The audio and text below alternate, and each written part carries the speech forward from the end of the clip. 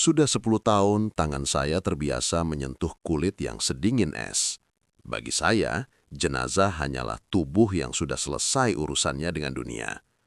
Tapi malam itu, di meja otopsi nomor 4, semuanya berubah. Saat saya baru saja hendak mengikat kain kafannya, sebuah tangan yang pucat mencengkeram pergelangan tangan saya. Dingin, kuat, dan gemetar. Lalu, sebuah bisikan lirih muncul tepat di telinga saya. Ia menyebutkan sebuah nama yang seharusnya tidak mungkin ia ketahui. Nama anak saya yang baru saja lahir. Malam itu saya sadar, ada sesuatu yang belum selesai. Dan ia meminta saya untuk menyelesaikannya. Inilah kesaksian saya 10 tahun menjaga kesunyian kamar mayat. Nama saya Satrio. Bagi sebagian orang, kantor adalah gedung tinggi dengan meja rapi dan aroma kopi. Tapi bagi saya, kantor adalah sebuah ruangan di rubana rumah sakit yang suhunya selalu terjaga di bawah 16 derajat Celcius. Ruangan yang baunya selalu sama, perpaduan antara formalin yang menyengat dan aroma khas kematian. Sudah 10 tahun saya bekerja sebagai perawat kamar jenazah. 10 tahun. Waktu yang cukup lama untuk membuat rasa takut saya menguap begitu saja. Awalnya saya sering merasa merinding saat harus sendirian memandikan jenazah di jam 3 pagi. Tapi sekarang, bagi saya mereka hanyalah tubuh-tubuh yang sudah kosong, seperti baju yang ditinggalkan pemiliknya. Tugas saya sederhana namun sakral.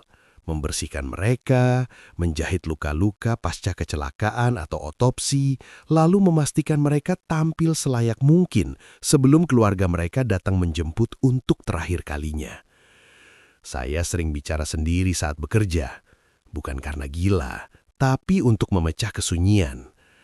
Saya sering berucap, "Permisi ya Pak, saya bersihkan lengannya." Atau, "Sabar ya Bu, sebentar lagi anak Ibu datang." Rekan-rekan saya sering bertanya, "Sat, apa kamu nggak pernah merasa diikuti?" Saya hanya tertawa. Selama 10 tahun tidak ada satupun jenazah yang pernah membalas ucapan saya. Tidak ada tangan yang tiba-tiba memegang tangan saya, tidak ada suara tangis yang tidak bisa dijelaskan secara logika. Sampai malam itu tiba. Itu adalah malam Jumat yang hujan. Listrik rumah sakit sempat berkedip beberapa kali. Jam dinding menunjukkan pukul 11 malam saat pintu besi kamar jenazah diketuk. Seorang petugas ambulans mendorong berangkar dengan tergesa-gesa. Di atasnya ada sebuah kantong jenazah berwarna oranye yang masih basah karena air hujan. Petugas itu tampak pucat. Ia hanya berkata singkat, "Tanpa identitas Sak, korban kecelakaan tabrak lari di pinggir hutan kota. Tolong dirapikan dulu, kemungkinan besok baru ada pihak kepolisian yang datang." Setelah petugas itu pergi, tinggallah saya sendiri dengan kantong oranye itu. Ruangan terasa lebih dingin dari biasanya. Saya mendekat, memegang resleting kantong tersebut.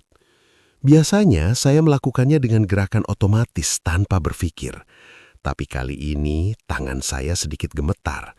Ada perasaan aneh yang menyesakkan dada, seperti udara di sekitar saya tiba-tiba menjadi sangat berat.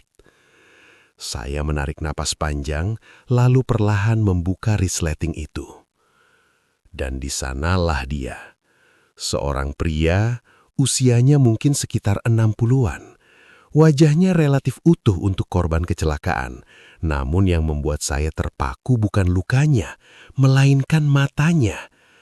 Matanya terbuka lebar menatap lurus ke arah langit-langit dengan ekspresi ketakutan yang luar biasa. Saya mencoba menutup matanya dengan ujung jari saya, sebuah prosedur rutin yang sudah saya lakukan ribuan kali. Tapi saat jari saya menyentuh kelopak matanya, kelopak itu tidak mau tertutup. Ia seolah menolak untuk memejamkan mata. Saat itulah, untuk pertama kalinya dalam 10 tahun, saya merasa bulu kuduk saya berdiri tegak. Saya berbisik pelan, "Pak, istirahatlah. Semuanya sudah selesai." Tapi jauh di dalam lubuk hati saya, sebuah firasat buruk berteriak, "Ini baru saja dimulai." Malam semakin larut. Jarum jam di dinding menunjukkan pukul 1 dini hari. Suara hujan di luar gedung rumah sakit terdengar seperti ketukan ribuan jari di jendela kaca. Saya masih berdiri di depan jenazah pria tanpa identitas itu, sosok yang saya sebut Mr. X. Ada sesuatu yang salah secara medis. Suhu tubuh jenazah ini tidak turun. Biasanya setelah beberapa jam meninggal, tubuh manusia akan mengalami algor mortis, mendingin mengikuti suhu ruangan. Tapi pria ini, saat saya menyentuh lengannya untuk memasang label identitas sementara, kulitnya terasa hangat, seperti orang yang sedang demam tinggi. Saya mencoba memeriksa denyut nadinya sekali lagi, hanya untuk memastikan saya tidak salah mendiagnosis kematian. Nihil, tidak ada detak jantung, tidak ada napas. Dia secara klinis sudah mati, tapi tubuhnya menolak untuk menjadi dingin. Saya memutuskan untuk mulai membersihkan luka-lukanya. Saat saya membasuh dadanya dengan air waslap, saya menyadari sesuatu yang aneh. Di bawah tulang selangkangannya ada sebuah tato kecil yang tampak baru. Gambarnya bukan simbol biasa, melainkan sebuah koordinat angka dan sebuah nama kecil, Laras. Nama itu terasa tidak asing, tapi saya tidak bisa mengingat di mana saya pernah mendengarnya. Tiba-tiba, lampu di atas meja otopsi berkedip. Krat, krat. Di tengah keremangan itu, saya mendengar suara dari arah lemari pendingin jenazah di sudut ruangan. Srek, suara laci besi yang ditarik keluar. Saya membeku. Di ruangan ini hanya ada saya dan Mr. X. Semua laci jenazah lainnya seharusnya terkunci rapat. Saya menoleh perlahan. Laci nomor 13 terbuka sekitar 10 cm. Gelap di dalamnya tampak seperti mulut yang menganga. Saya berjalan mendekat, jantung saya berdegup kencang, sesuatu yang sudah lama tidak saya rasakan di tempat kerja ini. Saya mendorong laci itu kembali hingga berbunyi klik. Namun, saat saya berbalik kembali ke meja Mr. X, napas saya tertahan. Jenazah itu, posisinya berubah. Tadi kedua tangannya lurus di samping tubuh. Sekarang, tangan kanannya terangkat sedikit dengan jari telunjuk yang menunjuk tepat ke arah pintu keluar. Dan yang lebih mengerikan, mulutnya yang tadinya tertutup rapat, kini sedikit terbuka, seolah-olah dia sedang berusaha membisikkan satu kata yang tertahan di tenggorokannya. Saya mencoba meyakinkan diri sendiri, ini hanya rigor mortis Sat, kontraksi otot setelah mati, itu normal secara biologis. Tapi logika saya kalah ketika saya melihat ada air mata bening yang mengalir dari sudut mata Mr. X yang masih terbuka lebar. Jenazah tidak bisa menangis, itu hukum alam. Tapi pria ini, dia menangis. Saat saya memberanikan diri mendekat untuk menyeka air mata itu, tiba-tiba seluruh lampu di kamar jenazah padam total, gelap gulita. Dan dalam kegelapan itu, saya merasakan sebuah hembusan napas hangat di tengkuk leher saya, diikuti suara serak yang membuat jantung saya seolah berhenti berdetak. Satrio, dia sudah di sini. Kegelapan di kamar jenazah itu terasa berbeda. Biasanya, meskipun lampu padam, masih ada cahaya remang dari koridor rumah sakit. Tapi malam itu, gelapnya terasa pekat, seolah-olah udara di sekitar saya berubah menjadi cairan hitam yang menyesakkan. Suara itu, suara yang memanggil nama saya, masih teringang di telinga saya. Satrio, dia sudah di sini. Itu bukan suara pikiran saya, itu suara manusia, suara yang nyata. Tangan saya meraba-raba meja stainless steel di depan saya, mencari senter kecil yang selalu saya kantongi. Jantung saya berdegup sangat kencang hingga saya bisa mendengarnya di telinga saya sendiri. Dek, dek, dek. Senter itu menyala. Cahayanya yang kekuningan membelah kegelapan, dan hal pertama yang saya sorot adalah wajah Mr. X. Dia masih di sana, tapi matanya sekarang tidak lagi menatap langit-langit. Matanya melirik tajam ke arah saya. Saya tersentak mundur hingga punggung saya membentur lemari alat-alat bedah. Prang! Beberapa botol alkohol jatuh dan pecah. Baunya yang tajam memenuhi ruangan. Saya berkata dengan suara gemetar, "Siapa kamu? Apa yang kamu mau?" Tidak ada jawaban. Namun, saat saya hendak melangkah menuju pintu keluar, sebuah gerakan cepat terjadi di bawah sorotan senter saya. Tangan kanan Mr. X yang tadinya hanya menunjuk, tiba-tiba melesat secepat kilat. Senter saya terjatuh ke lantai. Cahayanya menyorot ke sudut ruangan secara acak. Pergelangan tangan saya dicengkram. Dinginnya luar biasa, seperti saya sedang memasukkan tangan ke dalam tumpukan es yang membeku selama ribuan tahun. Tapi cengkraman itu sangat kuat hingga saya bisa merasakan tulang saya berderit. Saya berteriak, mencoba melepaskan diri, tapi tubuh jenazah itu perlahan terduduk di atas meja otopsi. Suara tulang-tulangnya yang kaku bergemertak di tengah kesunyian. Wajahnya mendekat ke arah saya.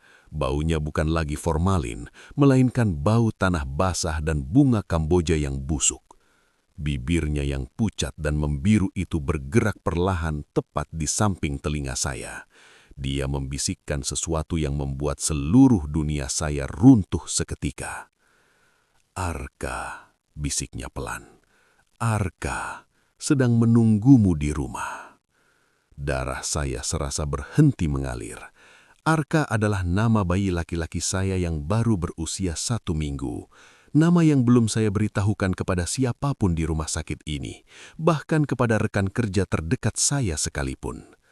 Bagaimana mungkin seorang jenazah yang ditemukan di pinggir hutan kota tahu nama anak saya? Tiba-tiba, cengkraman itu terlepas. Tubuh Mr. X kembali terhempas ke meja otopsi dengan suara debuman keras. Bersamaan dengan itu, lampu ruangan menyala terang kembali secara serentak. Saya berdiri mematung, menatap tangan saya sendiri. Di pergelangan tangan saya, ada bekas lebam berwarna ungu gelap berbentuk 5 jari yang membekas jelas. Tubuh Mr. X kembali kaku, matanya tertutup rapat sekarang, seolah-olah kejadian barusan hanyalah imajinasi saya. Tapi lebam di tangan saya ini nyata, dan firasat buruk tentang keselamatan Arka di rumah mulai menghantui saya. Saya meraih ponsel di saku celana saya. Saya harus menelpon istri saya. Sekarang. Tangan saya gemetar hebat saat menekan tombol panggil di layar ponsel. 1 kali, 2 kali, tidak ada jawaban dari istri saya. Hanya suara operator yang dingin dan monoton. Padahal ini jam 1 malam. Seharusnya dia sudah terbangun untuk menyusui Arka. Saya tidak bisa menunggu lebih lama lagi. Saya harus segera pulang. Tapi peraturan rumah sakit sangat ketat. Saya tidak boleh meninggalkan kamar jenazah sebelum perawat shift pengganti datang. Saya terjebak di sini, di ruangan yang sekarang terasa seperti penjara. Saya memutuskan untuk masuk ke ruang ganti karyawan, sebuah ruangan kecil yang hanya disekat oleh lemari besi tua. Saya butuh membasuh wajah, saya butuh berpikir jernih. Saat saya membuka loker pribadi saya untuk mengambil jaket, sesuatu jatuh dari dalam tumpukan baju bersih saya. Sebuah benda kecil yang dibungkus kain kusam. Saat saya membukanya, jantung saya seakan berhenti berdetak. Itu adalah mainan kerincing milik Arka. Mainan yang seharusnya ada di dalam boks bayinya di rumah. Bagaimana benda ini bisa ada di sini? Loker saya terkunci rapat. Tiba-tiba, dari arah cermin di atas wastafel, saya melihat pantulan yang aneh. Di belakang saya, di antara deretan loker-loker yang gelap, saya melihat sesosok bayangan. Bukan bayangan hitam biasa, tapi bayangan seseorang yang terbungkus kain kafan yang sudah kotor oleh tanah. Saya menoleh cepat, tapi tidak ada siapa-siapa. Namun saat saya kembali menatap cermin, bayangan itu masih ada di sana. Dan kali ini, sosok itu sedang berdiri tepat di belakang bahu saya. Wajahnya tidak terlihat, tertutup kain yang kumal. Tapi tangannya yang pucat, tangan yang sama dengan milik Mr. X, perlahan terangkat menunjuk ke arah cermin. Di permukaan cermin yang berembun karena suhu dingin, mulai muncul tulisan, seolah-olah ada jari tak terlihat yang sedang menggoresnya dari balik kaca. J, A, N, G, A, N, P, U, L, A, N, G. Nafas saya memburu. Tulisan itu terbentuk dari tetesan air mata di permukaan cermin. Jangan pulang. Kenapa? Apa yang ada di rumah saya? Atau lebih tepatnya, siapa yang sekarang sedang berada di rumah saya bersama istri dan anak saya? Sesuatu menghantam pintu ruang ganti dari luar, sangat keras hingga engselnya bergetar. Lalu disusul oleh suara tangisan bayi yang sangat kencang. Suara itu bukan berasal dari ponsel saya, bukan juga dari luar ruangan. Suara tangisan Arka itu terdengar berasal dari dalam salah satu loker besi yang terkunci rapat. Saya berdiri di tengah ruangan, dikepung oleh ketakutan yang belum pernah saya rasakan seumur hidup. Di depan saya ada peringatan misterius di cermin. Di belakang saya ada pintu yang digedor oleh kekuatan tak kasat mata. Dan di samping saya ada suara tangisan anak saya dari dalam loker besi. 10 tahun saya menjaga mereka yang mati, dan sekarang mereka mulai masuk ke dalam hidup saya. Suara tangis bayi dari dalam loker itu tiba-tiba berhenti begitu saya menyentuh gagang pintunya. Hening, begitu sunyi hingga saya bisa mendengar suara nafas saya sendiri yang tersengal-sengal. Dengan tangan gemetar, saya menarik pintu loker nomor 24 itu. Kosong. Tidak ada bayi. Tidak ada Arka. Hanya ada sebuah amplop coklat tua yang sudah berdebu, seolah-olah sudah tersimpan di sana selama puluhan tahun. Di sudut amplop itu, tertulis sebuah nama yang membuat jantung saya mencelos. Panti Asuhan Kasih Bunda, 1994. Itu adalah tempat di mana saya dibesarkan sebelum diadopsi. Saya tidak pernah tahu siapa orang tua kandung saya. Selama ini, saya menganggap masa lalu saya adalah lembaran kosong yang tidak perlu dibuka lagi. Di dalam amplop itu, ada sebuah foto hitam putih yang sudah mulai menguning. Di foto itu, terlihat seorang pria muda berdiri di depan sebuah gerbang tua. Pria itu, dia memiliki fitur wajah yang sangat mirip dengan Mr. X yang sekarang terbujur kaku di meja otopsi di luar sana. Tapi yang membuat saya lemas adalah sosok bayi yang digendongnya. Bayi itu memiliki tanda lahir unik di lengan kanannya, tanda lahir yang persis sama dengan yang saya miliki. Dan di balik foto itu, tertulis sebuah pesan dengan tinta merah yang sudah memudar. Maafkan Ayah Satrio, rahasia ini harus tetap terkubur bersama hutan itu. Tiba-tiba, lampu ruang ganti kembali berkedip hebat. Saya mendengar suara langkah kaki yang berat dari arah kamar jenazah. Tap, tap, tap. Langkah kaki itu tidak diseret, tapi mantap, seolah-olah seseorang sedang berjalan dengan amarah. Saya memberanikan diri mengintip dari celah pintu ruang ganti. Di sana, di bawah lampu neon yang bergoyang, saya melihat Mr. X. Dia tidak lagi berbaring. Dia berdiri di depan meja otopsi, membelakangi saya. Punggungnya yang pucat dipenuhi dengan bekas luka cambukan yang masih basah, seolah-olah luka itu baru saja muncul. Dia perlahan menoleh. Tapi kali ini, wajahnya bukan lagi wajah pria tua yang saya lihat tadi. Wajahnya terus berubah-ubah, menjadi wajah orang-orang yang pernah saya urus jenazahnya selama 10 tahun terakhir. Wajah kecelakaan, wajah korban pembunuhan, wajah-wajah penuh penderitaan. Suaranya menggema di seluruh ruangan, bukan lagi bisikan, tapi teriakan ribuan nyawa yang bersatu. Kembalikan apa yang kamu ambil, Satrio, sebelum darah dibayar dengan darah. Saya jatuh terduduk. Apa yang saya ambil? Saya hanya seorang perawat jenazah. Saya menjalankan tugas saya dengan hormat. Tapi kemudian, ingatan itu muncul. 10 tahun lalu, di hari pertama saya bekerja, saya menemukan sebuah koin emas kuno di dalam mulut seorang jenazah gelandangan yang tidak dikenal. Karena kesulitan ekonomi saat itu, saya mengambilnya dan menjualnya untuk biaya persalinan istri saya. Atau begitulah ingatan palsu yang saya ciptakan. Kenyataannya jauh lebih mengerikan. Koin itu bukan milik gelandangan itu. Koin itu adalah pembayar agar arwah-arwah di keluarga saya tetap tenang. Dan pria itu, Mr. X, dia adalah penjaga rahasia itu. Telepon saya tiba-tiba berdering. Kali ini dari istri saya. Saya mengangkatnya dengan cepat, tapi bukan suara istri saya yang terdengar, melainkan suara tawa kecil seorang pria tua. Terima kasih atas koinnya, Satrio. Arka sangat menyukainya. Dia sedang memainkannya sekarang di dalam mulutnya. Dunia saya seolah runtuh saat mendengar suara tawa itu. Arka, bayi saya yang baru berusia 7 hari, sedang dalam bahaya karena kesalahan yang bahkan saya tidak sadari telah saya lakukan.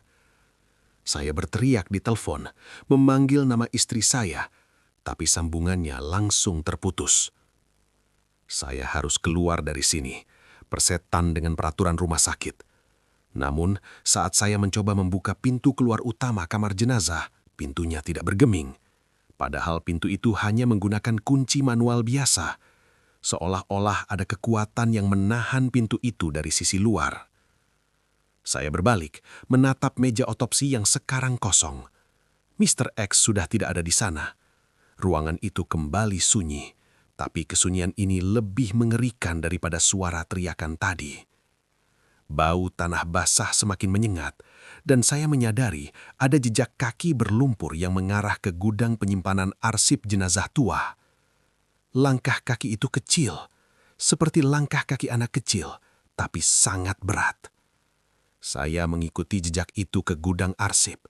Di sana, ribuan map berisi riwayat kematian tertata rapi. Jejak lumpur itu berhenti tepat di depan sebuah laci arsip tahun 1994, tahun yang sama dengan yang tertera di foto panti asuhan tadi. Saya menarik laci itu. Di dalamnya bukan berisi map, melainkan tumpukan tanah kuburan yang masih segar. Dan di tengah-tengah tanah itu ada sebuah alat perekam suara kaset tua, tape recorder, yang sedang berputar perlahan. Saya menekan tombol play. Awalnya hanya suara nafas yang berat, lalu muncul suara pria yang saya kenali dari telepon tadi, suara ayah kandung saya. Satrio, jika kamu mendengar ini, berarti kamu sudah bertemu dengannya. Dia bukan manusia, dia adalah sang penagih. Koin emas yang kamu ambil itu bukan koin biasa. Itu adalah pengikat janji agar keluarga kita tidak perlu menyerahkan anak pertama di setiap generasi. Dengan mengambil koin itu, kamu secara tidak sengaja sudah membatalkan perlindungan kami.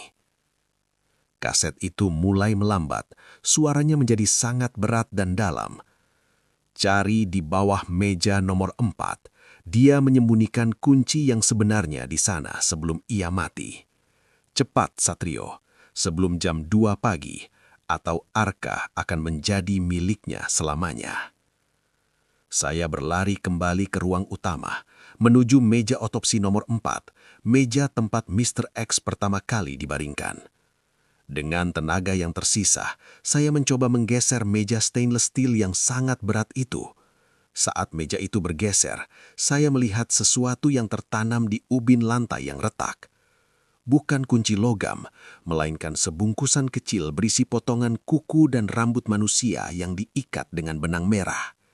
Dan yang paling mengerikan, di dalamnya ada selembar kertas kecil berisi alamat rumah saya, lengkap dengan denah kamar bayi Arka. Tiba-tiba, suhu ruangan turun drastis hingga nafas saya mengeluarkan uap. Di pojok ruangan, saya melihat Mr. X berdiri tegak.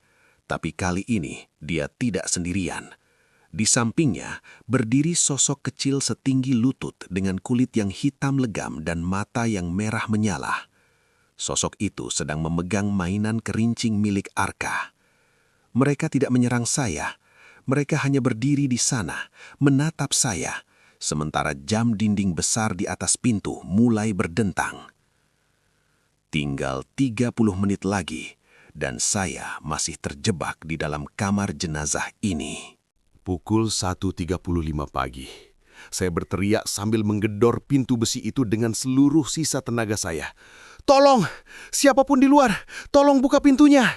Teriakan saya menggema di seluruh koridor rubahan yang sepi. Saya merasa seperti tikus yang terperangkap dalam kotak es. Tiba-tiba, dari balik pintu, terdengar suara kunci diputar. Klek! Pintu terbuka perlahan. Di sana berdiri Bambang, petugas keamanan rumah sakit yang sedang patroli malam. Dia tampak bingung melihat wajah saya yang pucat pasih dan bermandikan keringat dingin. Loh, Mas Satrio, kenapa belum pulang? Terus, kenapa teriak-teriak? Tanyanya sambil menyinari wajah saya dengan senter besarnya. Saya tidak sempat menjelaskan. Saya langsung menarik kerahnya. Mas, tolong, jangan masuk ke dalam.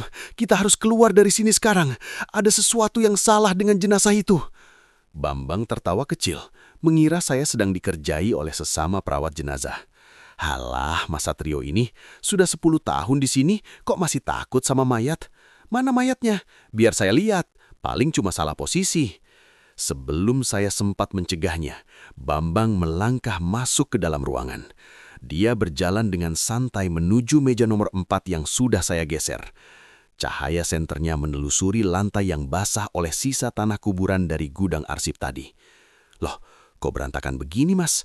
Dan bau apa ini? Kok bau bunga busuk? Bambang mulai mengerenyit dahi. Dia mengarahkan senternya ke pojok ruangan, ke tempat di mana saya melihat sosok hitam bermata merah tadi. Tapi tempat itu kosong. Sosok itu menghilang. Tiba-tiba, pintu besi di belakang kami tertutup sendiri dengan dentuman yang sangat keras. Brak! Bambang tersentak. Dia mencoba membuka kembali pintu itu, tapi gagangnya tidak bisa diputar, seolah-olah terkunci dari luar oleh tangan yang sangat kuat. Mas Satrio, ini nggak lucu. Suara Bambang mulai bergetar. Dia kembali mengarahkan senternya ke arah meja otopsi. Dan kali ini, kami berdua melihatnya. Mr. X sudah kembali berada di atas meja, tapi kali ini posisinya telungkup. Perlahan-lahan kepalanya berputar 180 derajat ke belakang hingga lehernya berbunyi krek, krek. Dia menatap Bambang dengan mata yang merah membara. Mulutnya terbuka lebar dan dari dalamnya keluar cairan hitam pekat yang berbau busuk. Bambang berteriak histeris. Dia mundur dengan panik, tapi kakinya tersangkut meja dorong. Dia jatuh terjengkang tepat di depan meja nomor 4. Dalam hitungan detik, lantai di bawah Bambang seolah berubah menjadi lumpur hidup yang gelap. Tangan-tangan pucat mulai muncul dari ubin lantai, mencengkram kaki dan baju Bambang. Mas Satrio, tolong saya! Mereka menarik saya! Teriak Bambang dengan suara yang hampir habis karena ketakutan. Saya mencoba menarik tangan Bambang, tapi kekuatan dari bawah lantai itu terlalu besar. Saya melihat Mr. X turun dari meja dengan gerakan kaku seperti laba-laba, merangkak mendekati Bambang. Sosok hitam kecil tadi muncul kembali di pundak Mr. X sambil membisikkan sesuatu ke telinga Bambang yang membuat rekan saya itu tiba-tiba diam bisu bermata melotot. Bambang menatap saya dengan tatapan kosong, lalu membisikkan kata-kata terakhir sebelum ia ditarik kepenuhnya ke dalam kegelapan lantai. Lari Satrio, koinnya ada di rumahmu. Dalam sekejap, Bambang menghilang. Lantai kembali menjadi ubin stainless steel yang dingin dan rata. Tidak ada bekas lumpur, tidak ada tangan, tidak ada Bambang. Hanya senter milik Bambang yang masih menyala di lantai menyorat ke arah jam dinding. Pukul 1.45 pagi, 15 menit lagi. 10 tahun bekerja di sini, saya pikir saya sudah melihat segalanya. Tapi melihat Bambang lenyap di telan lantai beton, itu menghancurkan logika saya. Saya sendirian sekarang, di ruangan yang suhunya kini terasa seperti di dalam lemari pembeku. Nafas saya memutih, tangan saya membiru. Saya tahu, lari bukan lagi pilihan. Pintu itu terkunci bukan oleh besi, tapi oleh hutang masa lalu. Saya menarik nafas panjang, mencoba menekan rasa takut yang nyaris membuat jantung saya berhenti.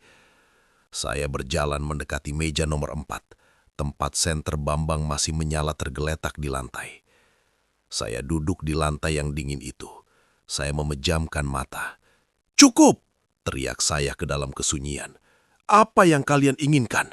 Jika ini soal koin itu, ambil nyawa saya. Jangan Arka, dia tidak tahu apa-apa." Keadaan di sekitar saya mendadak berubah. Suara mesin pendingin jenazah yang biasanya menderu tiba-tiba hilang. Saya merasa seperti berada di ruang hampa. Saat saya membuka mata, saya tidak lagi berada di kamar jenazah. Saya berada di sebuah hutan gelap yang sangat saya kenal dari foto lama tadi. Hutan di pinggir kota. Di depan saya, Mr. X berdiri. Dia tidak lagi tampak mengerikan. Dia mengenakan pakaian yang sama dengan pria di foto panti asuhan. Ayah saya. Satrio. Suaranya terdengar jauh seperti gema dari dalam sumur tua. Kamu tidak hanya mengambil koin itu, kamu memutus rantai penjagaan.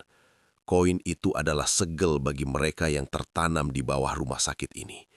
Tanah ini dulu adalah tempat pembuangan mereka yang tidak diinginkan. Ayah saya menunjuk ke arah tanah. Di sana, saya melihat ribuan bayangan hitam kecil, sosok-sosok seperti yang saya lihat tadi, merangkak dari dalam tanah menuju sebuah arah yang sangat saya kenal. Mereka menuju ke arah utara, ke arah perumahan tempat saya tinggal. Mereka lapar, Satrio. Dan Arka. Arka memiliki darah murni dari garis keturunan kita yang belum ternoda. Baginya, Arka adalah pengganti koin yang hilang itu. Koin itu sekarang ada di dalam box bayi Arka. Istrimu menemukannya di gudang dan memberikannya pada Arka sebagai mainan. Itu bukan mainan, itu adalah penanda. Wajah ayah saya mulai retak, kembali berubah menjadi wajah jenazah Mr. X yang membiru. Hanya ada satu cara, Satrio. Kamu harus memberikan sesuatu yang lebih berharga dari koin itu untuk mengganti posisi Arka. Darah dibayar darah, janji dibayar janji. Dia memberikan sebuah pisau bedah yang sangat dingin ke tangan saya. Kembalilah ke kamarmu. Sebelum jam 2 pagi, kamu harus membuat keputusan. Menyerahkan koin itu kembali, atau membiarkan mereka mengambil apa yang mereka inginkan. Tiba-tiba, saya merasa ditarik dengan sangat kencang. Pandangan saya kabur. Saat saya tersadar, saya kembali terduduk di lantai kamar jenazah. Senter Bambang padam, tapi di tangan saya menggenggam pisau bedah yang terasa sangat nyata. 1:50 pagi, 10 menit lagi. Dan kali ini, pintu kamar jenazah itu terbuka perlahan dengan sendirinya, seolah-olah mengundang saya untuk segera pulang dan menyelesaikan apa yang telah saya mulai 10 tahun lalu. Saya berlari keluar dari rumah sakit seolah-olah neraka sendiri sedang mengejar saya. Saya tidak peduli lagi dengan motor saya di parkiran. Saya langsung mencegat taksi yang kebetulan lewat di depan gerbang. "Pak, cepat ke alamat ini. Saya bayar 2 kali lipat. Tolong jangan berhenti apapun yang terjadi." Sopir taksi itu diam saja. Dia hanya mengangguk pelan. Di sepanjang jalan, saya terus mencoba menelpon istri saya. Gagal. Sinyal ponsel saya terus-menerus hilang, digantikan oleh suara statis yang terdengar seperti suara jeritan bayi yang sangat halus. Pukul 1:53 pagi, saya menoleh keluar jendela. Di sepanjang jalanan kota yang sepi, saya melihat mereka. Di bawah lampu jalan yang remang, di balik pohon-pohon peneduh, ribuan sosok hitam bermata merah itu berdiri diam. Mereka semua menghadap ke arah yang sama, rumah saya. Tiba-tiba, sopir taksi menginjak rem dengan keras. "Kenapa berhenti, Pak? Jalan terus!" teriak saya panik. Sopir itu perlahan menoleh ke arah saya. Wajahnya tidak terlihat karena tertutup bayangan, tapi saya melihat tangannya yang memegang kemudi.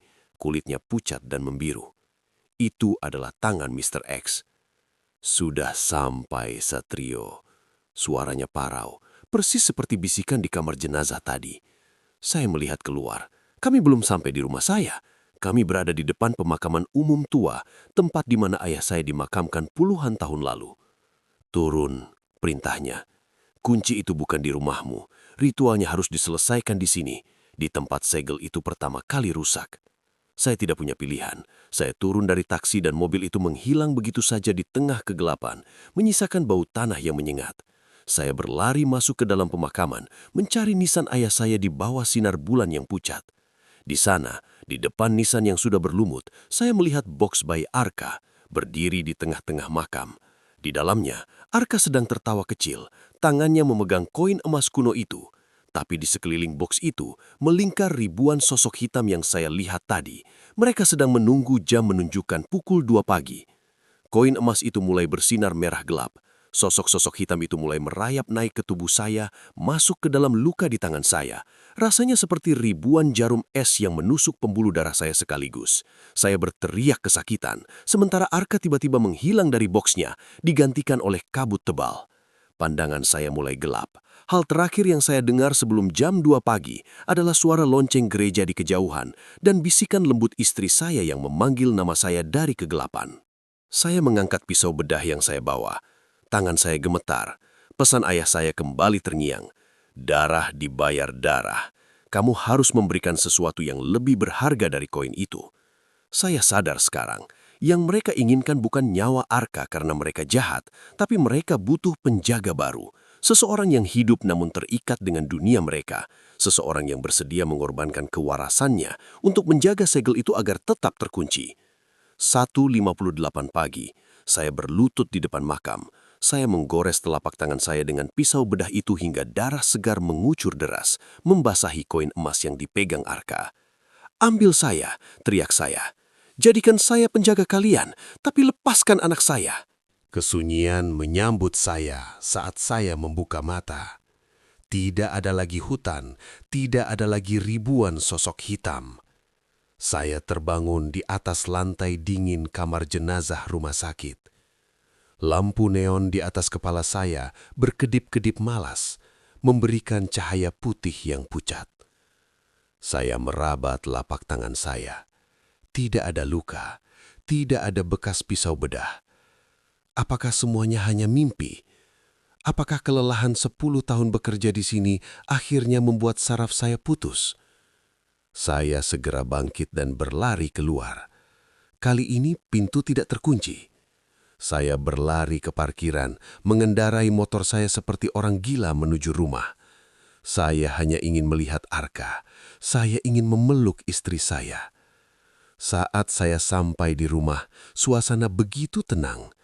Istri saya sedang duduk di kursi goyang di ruang tamu, menggendong Arka yang tertidur lelap.